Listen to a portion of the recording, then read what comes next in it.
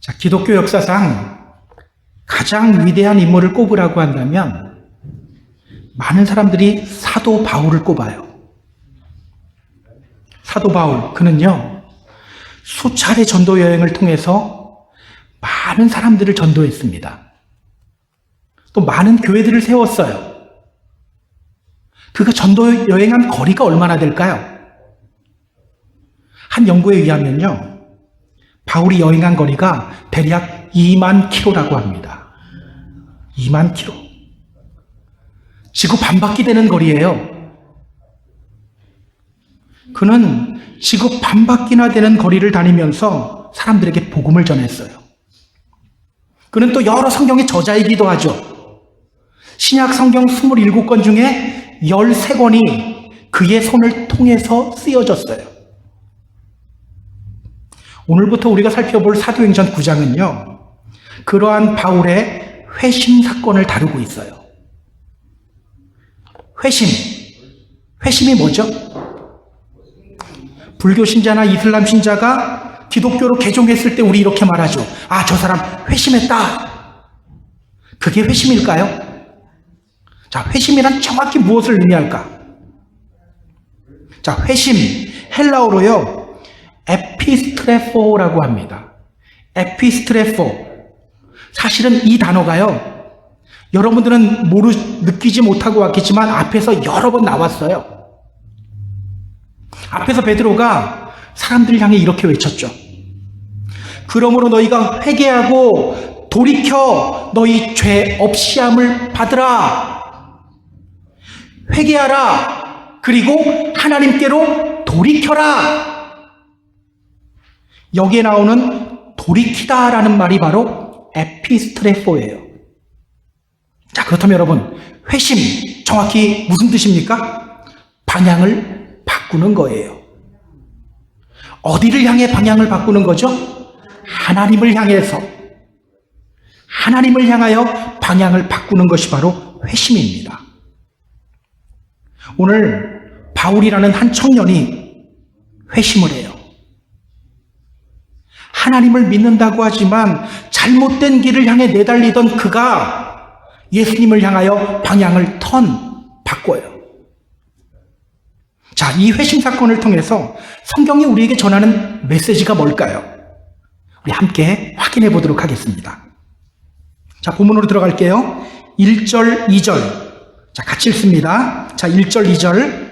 사울이 주의 제자들에 대하여 여전히 위협과 살기가 등등하여 대제사장에게 가서 다메섹 여러 회당에 가져갈 공문을 청하니 이는 만일 그 도를 따르는 사람을 만나면 남녀를 막론하고 결박하여 예루살렘으로 잡아오려 함이라. 자, 먼저 이 이름을 주목하세요. 사울. 성경은요, 오늘 주인공의 이름을 바울이라고 하지 않아요. 사울이라고 합니다. 사울. 이 이름은요, 바울의 또 다른 이름이에요. 많은 사람들이 이 바울의 이름을 좀 오해해요. 이런 말 들어보셨죠? 사울이 예수님을 만난 후에 바울이 된 거야. 사울, 큰 자라는 뜻인데 예수님을 만난 후 작은 자, 바울이 된 거야. 주님이 아브라함을 아브라함으로 바꿔주신 것처럼 사울을 바울로 바꿔주셨어. 이런 말 많이 들어보셨죠? 이런 말 들으면 은혜가 되지 않습니까? 은혜가 돼요. 근데 여러분, 가만히 생각해 보세요. 주님이 사울의 이름을 바울로 바꿔주시는 장면을 성경에서 읽은 적 있으세요? 없죠. 하도 많이 들어서 성경 어디선가 읽은 것 같기는 해요. 느낌은 있어요. 근데 사실은 성경에 나오지 않는 이야기예요. 성경에서 말하지 않는 것 같고 주장하는 거예요. 그리고요, 사울이라는 이름은요, 큰 자라는 뜻이 아니에요. 사울 왕이 키가 컸지 사울이라는 이름은 큰 자라는 뜻이 아닙니다. 사울이라는 이름은요, 디자이어드, 간청했다, 기도했다, 이런 뜻이에요. 그러니까 큰 자가 작은 자가 된 게 아닙니다. 우리가 알고 있는 바울은요, 원래 이름이 2개예요. 여러분 중에도 이름 2개인 분들이 있죠. 한국 이름 따로 또 미국 이름 따로 가지고 계신 분들 있어요. 그것과 비슷합니다.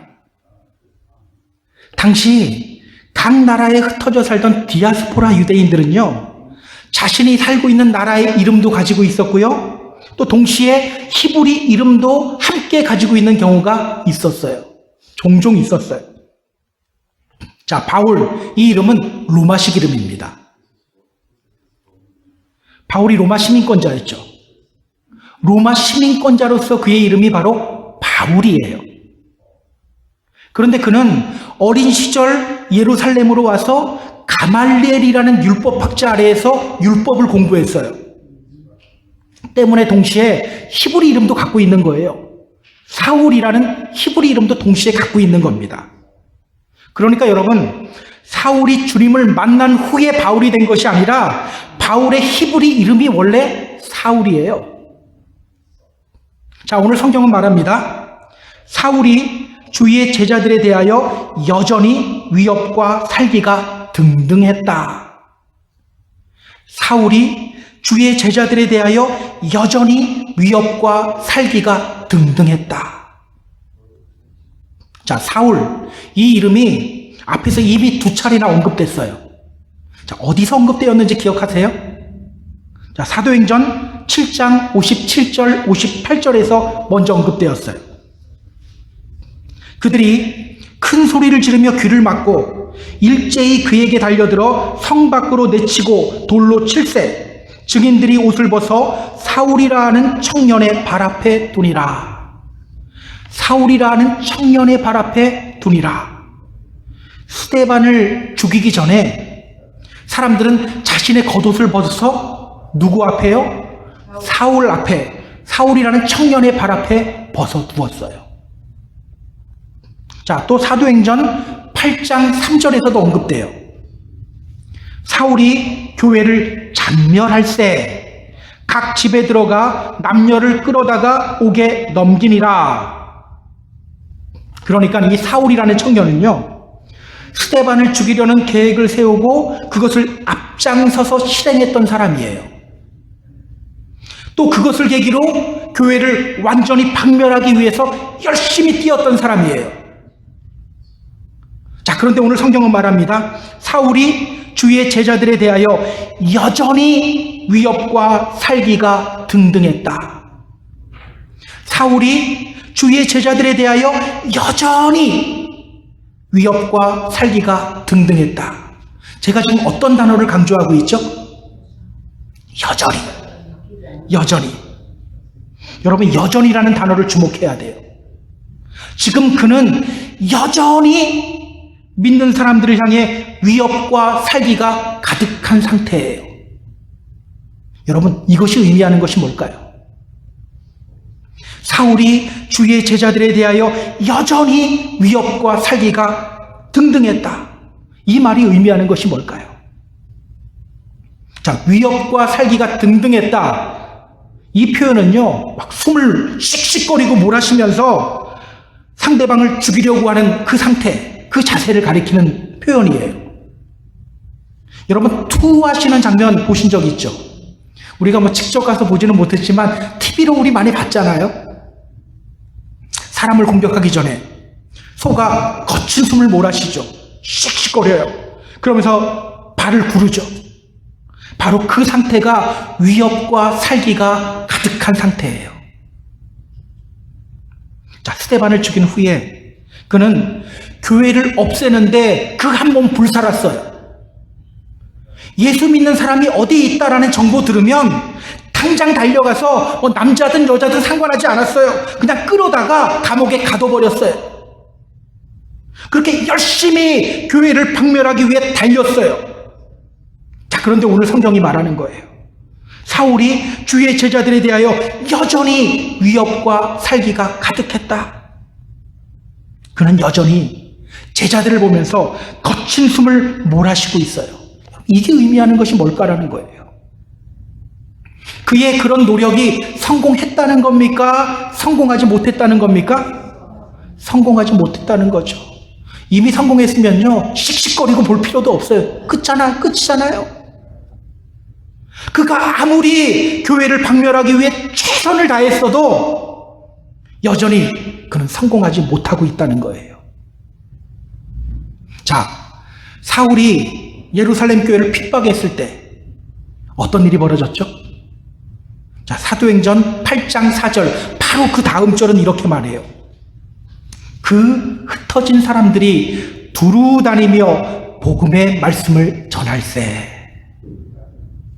그 흩어진 사람들이 두루 다니며 복음의 말씀을 전했다. 오히려 복음이 사방으로 흩어졌어요. 교회를 없애버리기 위해 최선을 다해 뛰었는데 복음은 점점 더 퍼져나가고 있어요. 때문에 그는 교회를 바라보며 여전히 씩씩거리며 거친 숨을 몰아내쉬고 있는 거예요. 기억하시기 바랍니다. 이것이 바로 복음의 생명력이에요. 그 어느 누구도 복음의 전진을 막을 수 없습니다. 제가 종종 하는 말이 있죠. 개는 짖어도 기차는 간다. 개는 짖어도 기차는 간다. 아무리 개가 짖어대도요, 기차는 아 깜짝이야, 왜 떠들고 그래, 이런 말조차도 하지 않아요. 그냥 묵묵히 자기 갈 길을 갑니다. 마찬가지예요. 아무리 방해를 해도요, 복음은 꿋꿋이 앞으로 전진하며 나아갑니다. 그렇다면 여러분, 어떻게 하면 교회가 성장할까요? 복음 위에 서 있으면 성장하는 거예요. 세상적 시각으로 교회를 바라보면 안 돼요. 교회 건물이 좋다고 교회가 성장하는 게 아닙니다. 프로그램이 좋다고 교회가 성장하는 것도 아니에요. 복음 위에 서 있으면 교회는 저절로 성장하게 되어 있어요. 교회는요, 건강하면 성장하게 되어 있는 거예요. 교회 안에서 이런 말 하는 분들이 있어요. 저 사람이 우리 교회 오면 우리 교회 망해. 여러분, 이게 맞는 말일까요? 이게 맞고 틀리고를 떠나서 절대로 해서는 안 되는 말이에요. 왜? 이게 복음의 능력을 폄하하는 말이거든요.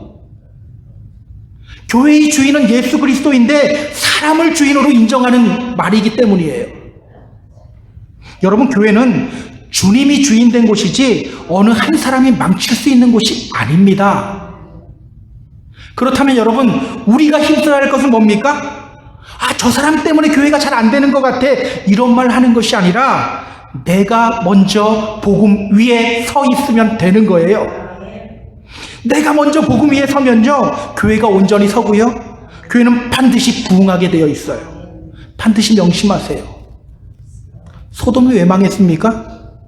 의인 10명 없어서 망한 거잖아요. 자, 다시 본문으로 돌아올게요. 자, 사울은 최선을 다해 복음의 전진을 막았어요. 그런데 어느 날 충격적인 소식을 듣습니다. 저 멀리 다메섹이라는 곳까지 예수 믿는 사람들이 들어갔다는 소문을 들어요. 다메섹은요, 오늘날 시리아의 수도인 다마스커스입니다. 예루살렘에서는요 240km나 떨어져 있어요. 그런데 예수 믿는 사람들이 거기까지 갔대요. 그 순간 이 사울에게 분노가 치밀어 오르기 시작해요. 아니, 내가 그렇게 교회를 핍박했는데 그들이 다메섹까지 가서 예수라는 사람을 전한다고? 그는 곧장 대제사장에게로 달려갑니다. 그리고 다메섹 회당에 보낼 공문을 요청해요. 그리고 그 공문을 받아가지고 다메섹으로 향합니다. 성경은요, 그가 다메섹으로 가는 목적에 대해서 이렇게 말하고 있어요. 이는 만일 그 도를 따르는 사람을 만나면 남녀를 막론하고 결박하여 예루살렘으로 잡아오려 함이라. 그 도를 따르는 사람, 정확히 표현하면 그 길 위에 있는 사람이라는 뜻이에요. 그냥 길이 아닙니다. 그 길이에요. The way예요. 예수님이 말씀하셨죠? 내가 곧 길이다. I am the way.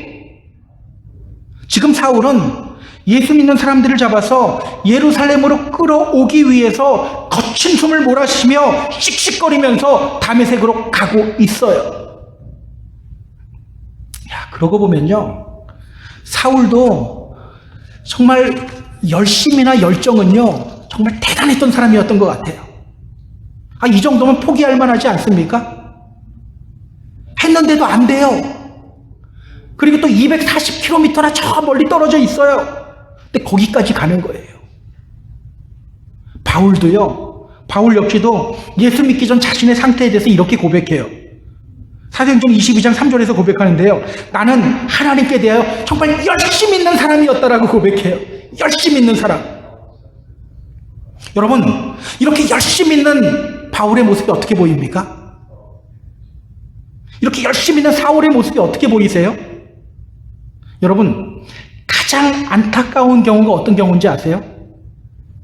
잘못된 일인데 최선을 다해 잘못된 길에 서 있는데 포기하지 않아요. 열심을 내요. 이런 경우가 제일 답답하고 안타까운 경우예요. 바울에게는요 분명 열심과 열정이 있었어요.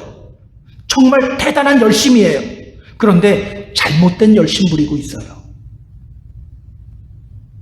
로마서 10장 2절 3절을 보면요, 이런 잘못된 열심에 대해서 바울이 이렇게 말합니다.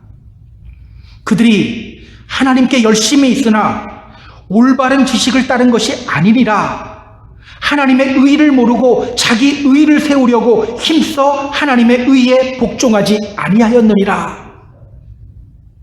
여러분, 무엇이 그로 하여금 이렇게 잘못된 길을 가게 만들었습니까? 무엇이 그로 하여금 이렇게 위협과 살기가 가득한 사람이 되게 만들었습니까? 안타깝게도 그의 잘못된 열심과 열정이 그를 이렇게 만든 거예요. 율법으로 자기 의를 세우려고 하는 그 열심과 열정이 그를 이렇게 위협과 살기가 가득한 사람으로 만들어버린 거예요. 사실요, 오늘 교회 안에도 이런 현상들 많이 나타나고 있어요. 다 아시죠? 교회에서 가장 무서운 사람들이라는 글을 읽은 적이 있어요. 교회에서 가장 무서운 사람들, 어떤 사람일까요? 이렇게 적혀 있더라고요. 새벽 기도에 오래도록 한 번도 빠지지 않고 참석한 집사님의 눈길이 무섭습니다. 그분의 머릿속에는 새벽 기도에 빠진 목사와 장로들의 빠진 횟수와 날짜가 정확하게 기록되어 있습니다. 11조를 정확하게 꼬박꼬박하는 신자의 눈길이 무섭습니다. 그분의 머릿속에는 11조를 빼먹거나 제대로 하지 않은 동료 신자들의 목록이 빼곡히 들어 있습니다.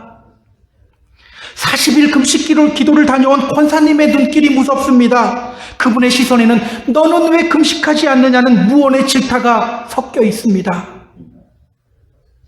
저는요 사실 이런 종류의 글 별로 좋아하지 않아요. 너무 좀 네거티브적으로 접근하는 것 같아서. 근데 우리가요 한 번쯤 생각해 봐야 돼요. 혹시 나도 나의 의를 드러내는 데 열심내고 있지는 않은가? 혹시 나도 정말 주님을 향한 열심이 아니라 하나님을 위한다고 하는데 내 의를 드러내기 위한 열심을 내고 있지는 않은가? 그러다가 다른 사람 바라보면서 정죄하고 있지는 않은가? 여러분, 오늘 우리가 내야 될 열심은 어떤 열심일까요? 오늘 우리는 무엇에 열심을 내야 될까요? 여러분, 자꾸 열심, 노력, 이거 믿음 아닙니다 하니까 이런 얘기 나오면 거부감 나오는 경우가 있는데요. 성경은 열심이라는 단어를 사용하고 있어요. 요한복음 2장 17절을 보면요, 이런 표현이 있습니다. 제자들이 성경 말씀에 주의 전을 사모하는 열심이 나를 삼키리라 한 것을 기억하더라. 주의 전을 사모하는 열심. 주의 전을 사모하는 열심. 우리들이 내야 할 열심은요, 주의 전을 사모하는 열심이에요. 주의 전을 사모하는 열심. 이게 어떤 열심일까요? 교회를 위해 열심히 봉사하려는 마음일까요? 그게 아니에요. 일단 주의 전이 어떤 곳인지를 알아야 돼요. 자, 예배하는 성막을 만들 것을 하나님이 명령하셨죠. 그러면서 하나님이 이스라엘을 향해 이렇게 말씀하셔요. 거기서 내가 너와 만나고 내가 이스라엘 자손을 위하여 너에게 명령할 모든 일을 너에게 이룰 것이다. 어디에서? 성막에서. 성막은 지성소로부터. 나중에 성전을 향해서는 하나님이 또 이렇게 말씀하셔요. 내 눈길과 내 마음이 항상 거기 있을 것이다. 주의 전이란 어떤 곳입니까? 주님 만나는 곳이에요. 주님 만나고 주님의 명령 듣는 곳이에요. 주님의 눈길과 주님의 마음이 있는 곳입니다. 그렇다면 여러분, 주의 전을 사모하는 열심, 이게 어떤 열심일까요? 주님과 동행하고자 하는 열망이죠. 우리는 교회를 위해 열심히 봉사하는 것을 주의 전을 향한 열심이라고 생각하는데요. 그렇지 않아요. 주의 전을 사모하는 열심이란 주님 만나고자 하는 열망이 우리 안에 가득한 것, 주님의 말씀을 사모하고 주님의 말씀을 듣고자 하는 열정이 우리 안에 가득한 것, 이것이 바로 주의 전을 사모하는 열심이에요. 여러분은 어떻습니까? 여러분 지금 무엇에 열심 내고 있습니까? 그냥 사는 거에 열심 내고 있나요? 무엇보다도 주님의 전을 사모하는 열심을 내시기 바랍니다. 성경은요, 우리 믿음의 성도들을 향해 이렇게 말해요. 너희는 너희가 하나님의 성전인 것과 하나님의 성령이 너희 안에 계시는 것을 알지 못하느냐? 우리는 자꾸 교회 건물 보면서 성전 성전 그러는데 성경은요, 교회 건물 보고 성전이라고 하지 않아요. 누구 보고 성전이라고 합니까? 우리가 바로 하나님의 성전이에요. 여러분, 우리 몸은요, 그냥 육신 덩어리가 아닙니다. 그냥 고기 덩어리가 아니에요. 하나님을 만나는 장소가 되어야 하고요, 하나님 음성 듣는 장소가 되어야 하고요, 하나님을 대면하는 장소가 되어야 합니다. 성령님이 지금 우리 안에 계셔요. 지금도 말씀하고 계셔요. 여러분, 그 음성 외면하지 마세요. 그 음성에 귀 기울이시기 바랍니다. 귀 기울이고 순종하세요.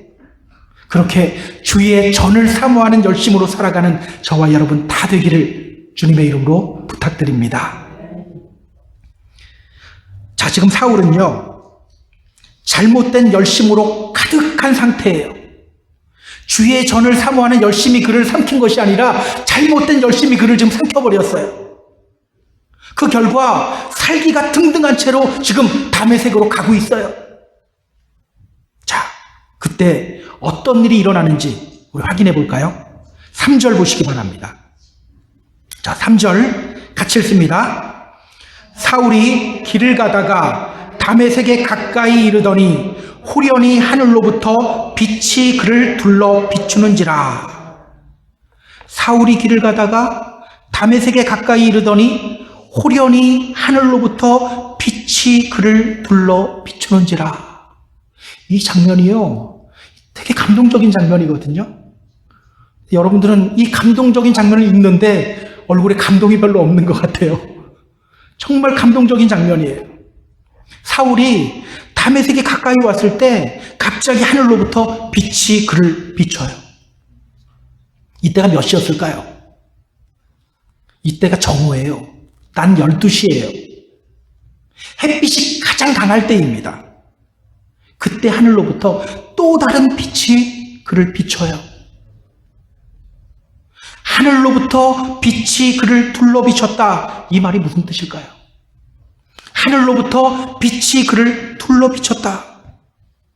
빛이신 예수님이 사울에게 오셨다는 겁니다. 요한복음 1장 9절 이렇게 말하죠. 참 빛, 곧 세상에 와서 각 사람에게 비추는 빛이 있었나니. 따라서 하늘로부터 빛이 그를 둘러 비췄다. 이 말은요, 빛 대신 주님이 사울을 찾아오셨다는 거예요. 빛 대신 주님이 사울에게 생명의 빛을 비추시고 계신다는 거예요. 여러분, 혹시 이런 의문 들지 않습니까? 아, 왜 하필 사울일까? 왜 주님은 저 못된 사울에게 오셨을까? 지금까지 사울이 한 일이 뭡니까? 스데반 죽였고, 예수 믿는 사람들을 핍박하는 일이었어요. 근데 주님은요, 그런 사울에게 오셨어요. 그에게 생명의 빛을 비추고 계셔요. 자, 여러분, 여기서 우리가 좀 짚고 넘어가야 할 것이 있어요. 여러분, 회심의 주체는요, 내가 아니에요. 내가 회심했다고 하는데 실제로 그 회심의 주체는요, 주님이에요. 제가 설교를 시작하면서 회심에 대한 정의를 내렸었죠. 회심이란 주님을 향하여 방향을 돌리는 것을 의미한다고 했어요. 그런데요, 내가 스스로 방향을 바꾸는 것이 아니에요. 우리 인간은요, 스스로 하나님을 향해 방향을 바꿀 만한 선한 존재가 아니에요. 하나님이 돌이키게 만드시는 거예요. 주님이 나의 길을 바꾸시는 거예요. 그래서 이런 경우가 있죠. 나는 그냥 아무 생각 없이 있었는데 어디선가 들리는 찬송 소리에 갑자기 눈물이 주르르 흐르기 시작해요. 나는 하나님에 대해서 관심도 없는 사람이었는데 어느 순간 내가 주님의 이름을 부르며 기도하기 시작해요. 왜 이런 현상이 나타납니까? 하나님의 선택하신 거, 하나님의 부르심이 있었기 때문이에요. 하나님이 일하시기 때문이에요.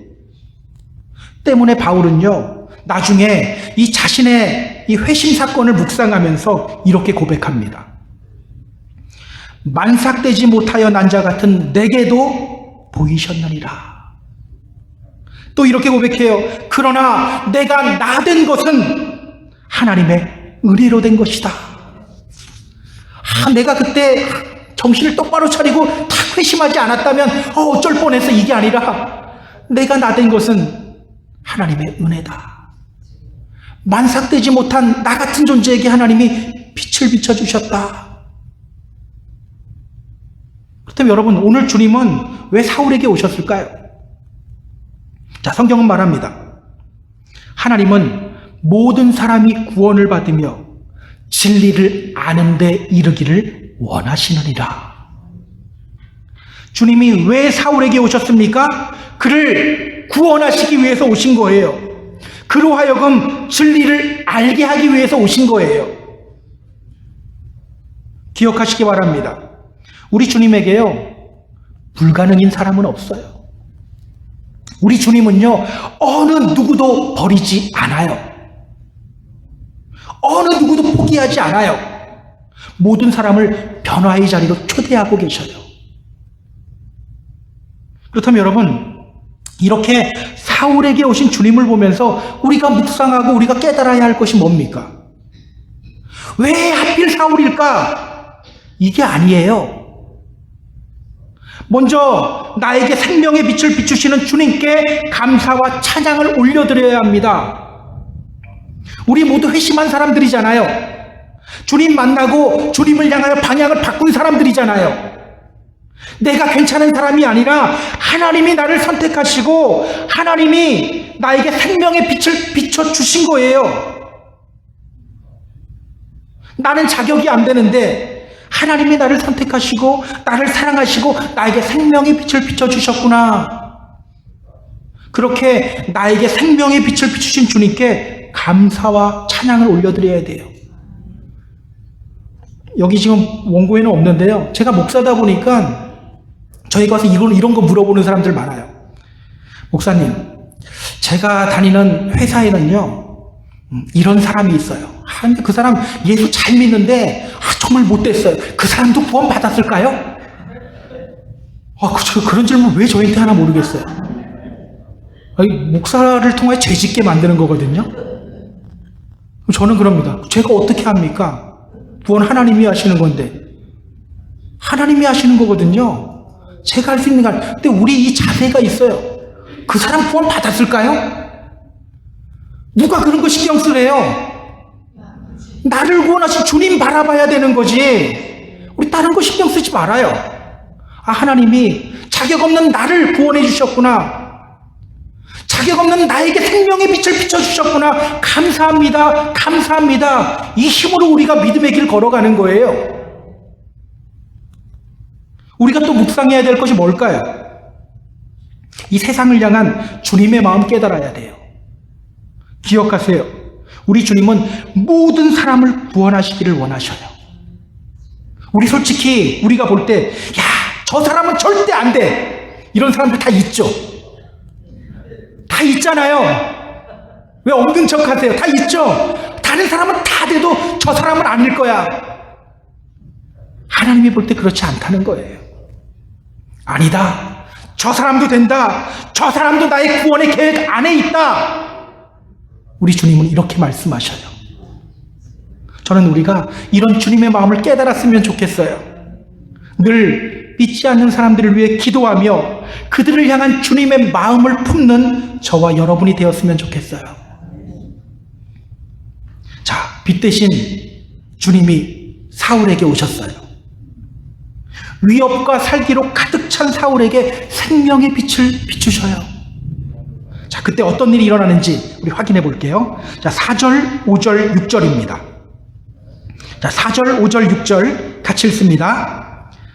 땅에 엎드러져 들음에 소리가 있어 이르시되 사울아 사울아 내가 어찌하여 나를 박해하느냐 하시거늘 대답하되 주여 누구시니이까 이르시되 나는 내가 박해하는 예수라 너는 일어나 시내로 들어가라 내가 행할 것을 내게 이를 자가 있느니라 하시니. 자, 빛이 비추자 사울은 그 자리에서 땅에 엎드러져요. 그때 그를 부르는 소리가 들려요. 사울아 사울아 사울아 사울아. 하나님이 당신의 사람들을 부르는 방법이죠. 성경을 보면요, 하나님은 당신의 사람들을 부르실 때 꼭 이름을 2번씩 불러요. 꼭 2번씩 불러요. 모세야 모세야, 사무엘아 사무엘아. 지금 그의 귀에 사울아 사울아 하는 소리가 들려요. 아, 분명 하나님이 부르는 소리구나 알아요. 그런데 이어서 이런 소리가 들립니다. 너가 어찌하여 나를 박해하느냐? 너가 어찌하여 나를 박해하느냐? 이때 이 소리 들었을 때 사울의 마음이 어땠을까요? 매우 혼란스러웠을 것 같아요. 지금 그는요, 하나님을 위한다는 명목으로 열심히 뛰고 있잖아요. 하나님을 위해 열심히 뛰고 있다는 신념을 가지고 있어요. 그런데 이런 소리가 들려요. 너가 어찌하여 나를 박해하느냐? 사울아 사울아. 정확히 자신의 이름을 2번 부른 것으로 봐서 하나님의 음성은 분명한데 하나님이 말씀하셔요. 너가 어찌하여 나를 박해하느냐? 얼마나 혼란스러웠을까요? 그는 이렇게 말합니다. 주여 누구십니까? 제가 알고 있는 주님이 맞습니까? 주여 누구십니까? 그러자 주님이 말씀하셔요. 나는 너가 박해하는 예수다. 나는 너가 박해하는 예수다. 이상하죠? 여러분, 사울이 예수님 박해했나요? 사울은 예수 믿는 사람들을 박해했지 예수님을 박해하지는 않았어요. 그런데 예수님이 말씀하시죠. 나는 너가 박해하는 예수다. 나는 너가 박해하는 예수다. 예수님이 왜 이렇게 말씀하셨을까요? 자, 예수님이 제자들에게 이렇게 말씀하셨어요. 나는 포도나무요, 너희는 가지다. 그리고 이어서 이렇게 말씀하셔요. 세상이 너희를 미워하면 너희보다 먼저 나를 미워한 줄로 알라. 여러분, 누가 내 손가락을 부러뜨리면 누구를 아프게 한 거예요? 손가락만 아프게 한 겁니까? 나를 아프게 한 거죠. 마찬가지예요. 예수님이 몸이고 우리는 예수님의 붙은 지체예요. 때문에 예수님의 제자들을 박해하는 것은요, 예수님을 박해하는 거예요. 때문에 예수님이 이렇게 말씀하신 겁니다. 나는 너가 박해하는 예수다. 여러분, 그럴 리는 없겠지만 혹시 다른 믿음의 형제들을 미워하고 있다면 그것이 단순히 그 사람을 미워하는 것이 아니라는 것을 여러분 알아야 합니다.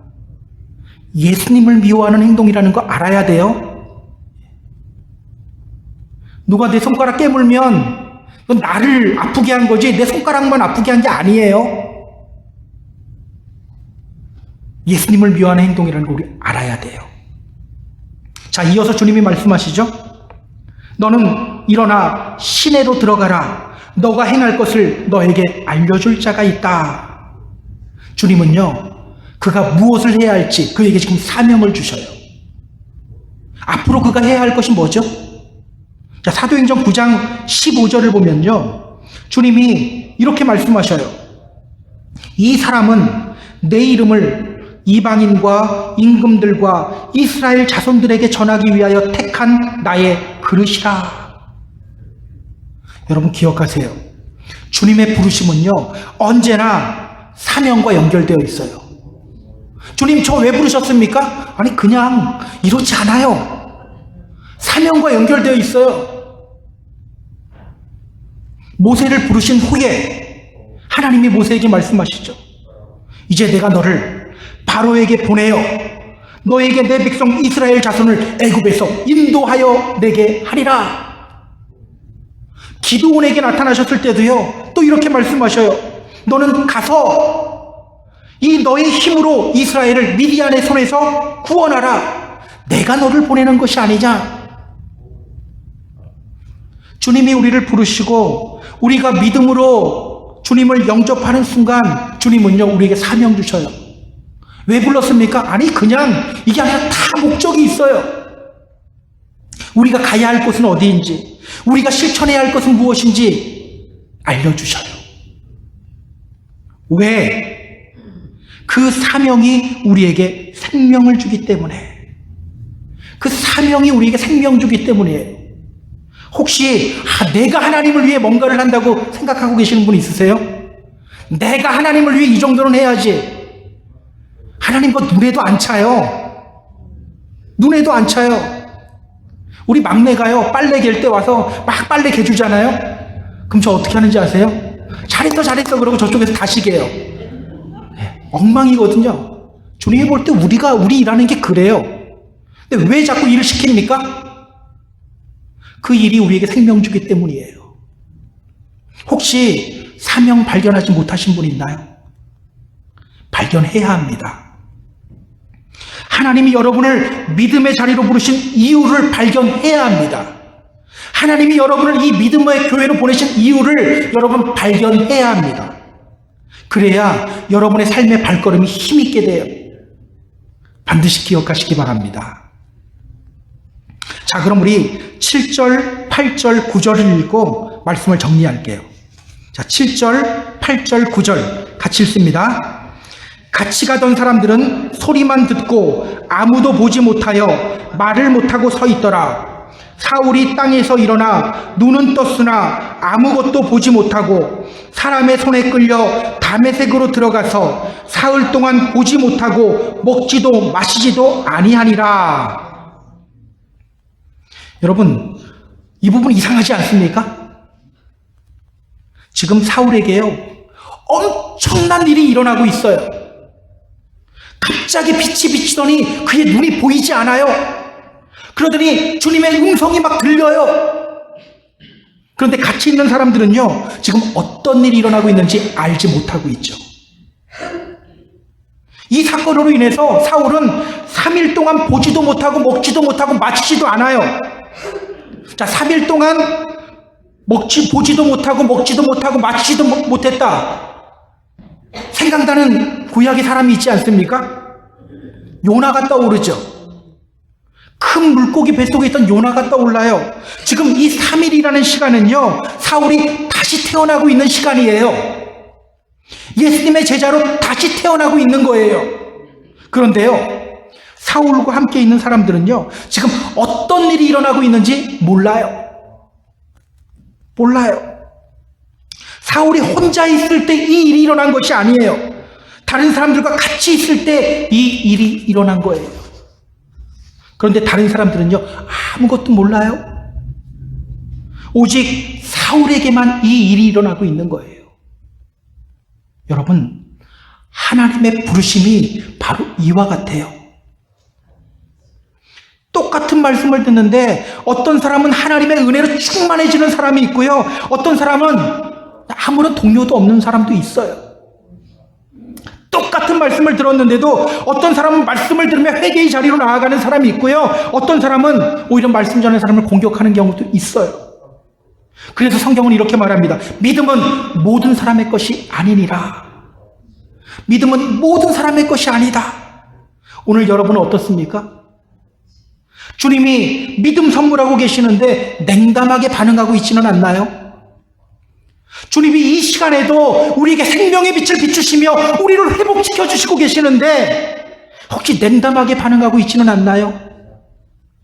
저는 오늘 우리를 향한 주님의 음성에 우리의 눈과 귀가 열리는 역사가 일어나게 되었으면 좋겠어요. 자, 말씀을 정리할게요.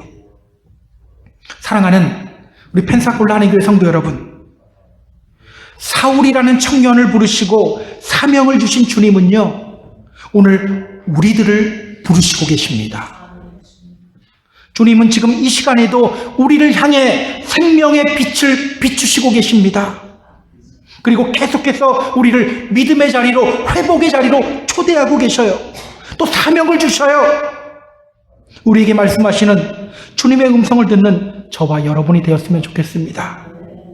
우리를 향한 주님의 계획, 하나님 나라와 이 믿음의 공동체와 우리 가정들을 향한 하나님의 계획, 하나님이 나에게 맡겨주신 사명, 무엇인지 발견하는 저와 여러분이 되기를 주님의 이름으로 소망합니다. 혹시 사명은 아는데 그 주신 사명 느슨하게 잡고 있는 분 있나요? 다시 굳건하게 잡기를 결단하시기 바랍니다. 그렇게 주님의 기쁨이 되고 생명력 넘치는 삶을 살아가는 저와 여러분 다 되기를 주님의 이름으로 축복합니다. 축복합니다.